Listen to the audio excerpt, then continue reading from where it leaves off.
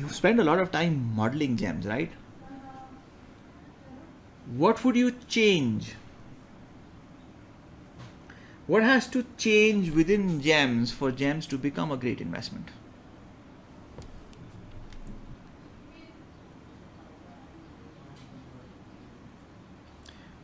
Why is gem not a great investment, right? So I did some calculations, because I've been teaching this case now for about 4 years. And I always wondered, because my thought was, think about this for a second. From an investor's point of view, demographic based businesses make a lot of sense. So that's one. So, things that are in favor of gems, if you think about this for a fact, right? Let's just write this down. Things that work for gems. So one, it's a demographic business. You're in a city that has expats have children, the number of children keep on growing. The life cycle, the shelf value of your customers is actually quite decent. It's about, if I were to guess, I'd say about somewhere between 10 to 12 years. Once you get that customer is yours for 10 to 12 years. And while there's been some shrinkage in Dubai in terms of, and 3 or 4 very brutal economic cycles, education is not something that people treat as discretionary expense. This is like a mandatory expense. You won't eat, you won't spend money on something else, but you would make sure that your children go to school, right? These are the things that work. So from that perspective, gems would be a great business, should be a great business. And they've grown revenues. They've grown revenues from 700 million to about $1 billion. So why are they struggling?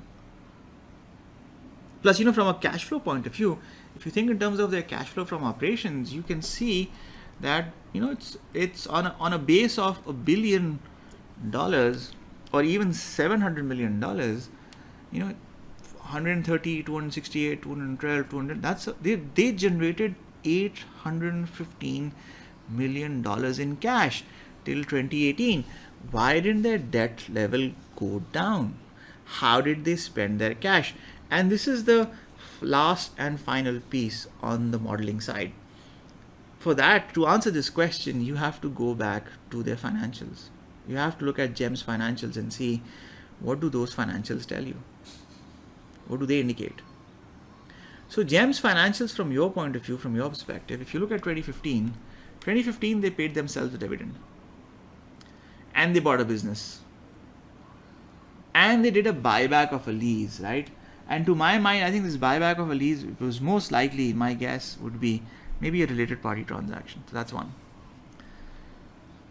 Then in 2016, they did another buyback of a lease and they wrote off a related party loan. So they wrote off that asset and they wrote down either equity or they took a provision against that. So that becomes 2. Then in 17 and 18, they paid themselves dividend again. So if you think in terms of they generated 1,815 million in cash, they paid themselves about 195 million in dividends.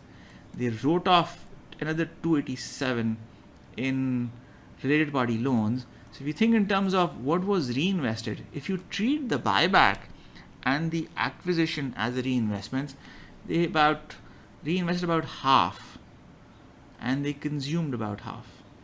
And if you plug in and throw in the buyback of a lease into stuff that was distributed, numbers look even worse. So GEM's been generating cash, but that cash is not going back into the business. That cash is going out to the shareholders. And I think that is one of the biggest reasons why you see GEM where it is today. So despite the fact that this was a great business, despite the fact that they had demographics in their favor, despite the fact that they have a shelf life, a long-term, a lifetime value that would span 10 to 12 years with one customer, one relationship, one family, despite the fact that education is not a discretionary expense, most families treat it as mandatory, GEM's in not such a great place because they've taken a lot of money out of the business. I think the challenge for me is this. If I look at this 422, what is this 422 comprised of? If I look at this 422, this 422 is this 107 and this 315. If I move this 315, if I actually say it's 482 plus 315, which is more likely, then it's 797. And the reinvestment is only 105.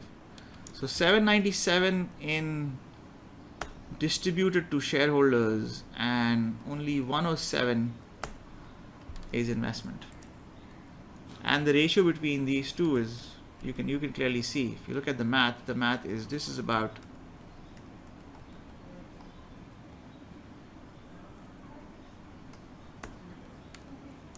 88% was taken out and only 11% was plugged in. But of this 88%, you know, from an outlook point of view, 815 came from cash flows. The rest was externally funded and financed. And why did CVC invest in GEMS? If we think in terms of the story is still not that bad. If you could curtail this, right, from your perspective, even if you get the 2018 figures, it's about 200 million in cash flow from operations, right? And our numbers also indicate it's going to be about 200 to 300 million in cash flow. As long as you have a majority stake, as long as you can curtail dividends, as long as you can reduce the related party transactions, as long as you can sort of cover that piece, if you grow the business, if you expand the business, if you explore, if you make the business more efficient, then things could possibly get better. That's one. Two, I think you could possibly repeat the GEMS experiment outside of UAE. So you could look at Egypt and Saudi Arabia, and they've started doing that. So it's possible that they had maybe related investments in these markets, and it was possible for them to sort of explore relationships with those markets. That's a second possibility. Whether that pans out or not is a question mark. So we don't know that. Third, I think from CVC's point of view, both from Mumtalakat, from BlackRock, from Khazana, from Fajr's point of view, a private equity investment is essentially what? A private equity investment is you have an underperforming asset. And what you want to do is you want to say, okay, I think I can do a better job of turning this around. And that essentially means what? I can grow it. You know, the same model we spoke about earlier. I can grow it, so I can scale it. I can make it more efficient, so I can increase my margins, and I can use leverage and debt to get things better, which is what they did. So if you think in terms of CVC put in $1 billion, and with that $1 billion, you know, Mumtalakat and Fajr and Blackstone took their exit, so they took their money out. Now CVC is essentially the biggest minority shareholder. I'm sure they've got some kind of covenants in place to restrict what GEM's been doing, or GEM's shareholders or GEM's ownership has been doing for the last couple of years. They went out and raised debt. So you're going to use that high octane to sort of fuel growth. And I'm sure they've been structuring. So if you look at the 19 and 20 figures, they're still stable at about $1.1 billion in revenue, which is, you know, a good thing, which is in the current environment, to retain that stability makes a lot of sense. They are going to consolidate schools. They're going to shut down a few schools. They're going to sort of let go of those leases. They try and see if they can restructure the business. And I think they're also going to try and see if they can expand internationally. And that may have been the growth story. So that's one part of it. I think a second part of it is a lot of capital sloshing around. Not just on the venture capital side, but also on the private equity side. A lot of capital chasing returns and good stories. And despite, you know, our reservations and what we've seen, GEM still has the potential to be a good story. If you fix this, right? If you fix this piece, if you fix the distribution piece, you're looking at generating about $1 billion in free cash in the next 3 to 4 years. What will you do with that $1 billion? That's the real story. So if CVC thinks they can control how they spend that $1 billion, I think GEMS would be a great turnaround story. If CVC fails to control how GEM's existing management team and shareholders behave, then that's going to be a different story. But my guess is, you know, they have control. And with control, with $1 billion in free cash coming in, with the demographic story, with the expansion on the international side, it's possible that they may be able to make it work and then take an exit or do a liquidity event or do a listing, or even do an outright sale maybe 4 or 5 years down the road. But we'll find that out by the time we hit 2022, 2023. And in this context, if Dubai comes back, if it starts growing again, if Middle East sort of turns itself around, that's an added bonus. You have to think in terms of a shareholder's mindset. You've got money coming in, which is essentially debt, right? And you want to take a payout. And you want to take a payout because, so think in terms of mindset, right? One of the biggest challenges with shareholders, and we see this again and again, and you will see this documented very well in private equity. The biggest challenge with South Asian, with Asian entrepreneurs, and this is all of, when I say Asia, this goes all the way from the Middle East to the Far East. So from the MENA region to APAC. The biggest problem, the biggest challenge with us as founders, as owners, entrepreneurs, investors is that when we hit growth, when we have a few good years, we tend to build up expensive habits. And those expensive habits are bets outside, right? So I'm worth $4 billion. I should be able to spend some amount of that in building a business, buying a business, maybe adding interesting stuff that I've dreamt of for a while. So we add those, and as you add those pieces and chunks, the cost adds up. Now, how do you pay for it?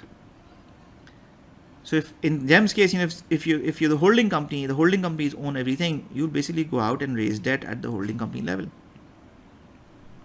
So if you want to run, let's say an experiment of expanding in New York and Chicago, the school system, your holding company can go out and raise debt because you'd say, okay, look, I've got this underlying business which is profitable, which generates $300 million a year, and I can use that to sort of settle it.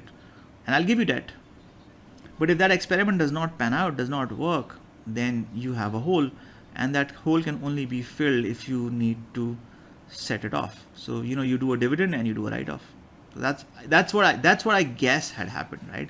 That GEM's ownership or team did a couple of external adventures, and those adventures did not pan out. Some of those adventures are documented, and you had to sort of settle that score. So that was one part. So I think that's one thing that went wrong. Their expansion efforts in the US and the UK did not pan out and fell flat. And because they fell flat, there were holes that had to be filled, and the only way to fill those holes was to basically take money from the operating companies and feed it back upwards to the holding company. That's one part. Why is GEMS not a great investment? I think there are 2-3 challenges here. One is you have a lot of debt. You already have a lot of debt and you're growing it, right? So if you don't have control as shareholders and owners, if you're just a minority shareholder, you can't control what the primary shareholder is going to do with that debt, how they utilize it. So you've raised that money and you're using it productively to turn things around. That may make sense. But if you are not using that debt and you're wasting it, throwing it away, then you have a question mark. Then you have a challenge. So I think the first question is, who is in control at GEMS and what are their plans for growth? And if they use that debt productively, if they use that debt to become more efficient, more productive, then things may make sense. But if they don't, then you're waiting for a disaster to hit. That's one part. Second, you have this level of debt and you're hitting into a recession, significant recession. So 19, 20, 21, 22 are hard years. You got hit by a pandemic. So that's going to cause a lot of problems and challenges. So that's number 2. Third, there is an issue with the brand. There's an issue with customer loyalty. People are not raving about their GEMS experience. They're complaining. They're challenging, they're questioning the quality of instruction, the quality of teachers, the quality of education, and the price that's being charged. They're talking, they're writing, they're identifying, they're complaining, they're indicating that they feel as if they're being fleeced. And then, on top of that, you've got the Knowledge Development Authority saying that, we need to put a price freeze in place. And we're going to link that to quality of education, quality of instruction. So when you bring all of these 4 or 5 factors together, you get a sense that there is an issue and there's a question mark.